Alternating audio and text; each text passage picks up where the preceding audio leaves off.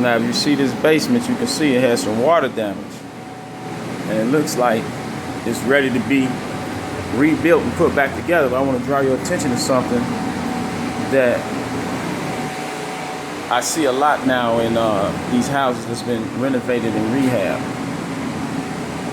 But if the mold remediation is done incorrectly, or it's not known to the contractors that's working that it's in need of mold remediation because it's been cleaned by the homeowner or previous owner, or they just cleaned it incorrectly, we bring your attention, that's mold that's on these wood studs. If you'd have seen what they look like beforehand, you would totally agree and believe me. You can see some of this stuff is still wet. The way it was before, it was mold growing on the drywall. We removed the drywall and cleaned the studs. But as you can see, if you look faint, there's still mold.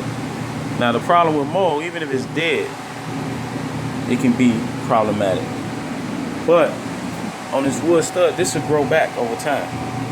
This will definitely grow back unless it's treated properly. So that's why when you're doing these water damage situations, it needs to be inspected properly to make sure there is no mold growing before you start to put it back. Okay? So it's going to be, you know, we praying with the people in Texas right now that's dealing with the hurricanes. There's going to be a lot of work after, even with the rebuild, to make sure people don't get in homes that's going to chronically make them sick because of hidden mold. And this is one of the ways that you will stop it. So now what our protocol is going to be is to come in and cut this an additional 2 feet higher until we stop seeing any mold and clean it.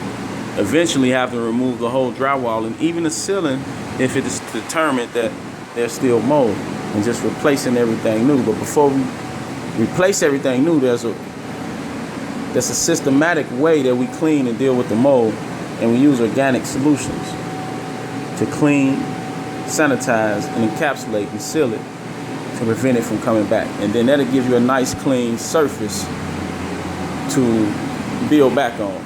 Picture it in this way: if we were to come over and have to do a mold test in here, the mold levels in the air are high. On the wood, you can swab and find mold on any one of these studs probably and come back positive in a test. Before we done our job, we want to make it so that wouldn't be true. You wouldn't be able to swab with a Q-tip or find any mold in the air, or at least greatly diminished in the air once we complete with the remediation. So this is the 6th day of work, and now we begin to the mold remediation part as far as getting it prepared to be rebuilt.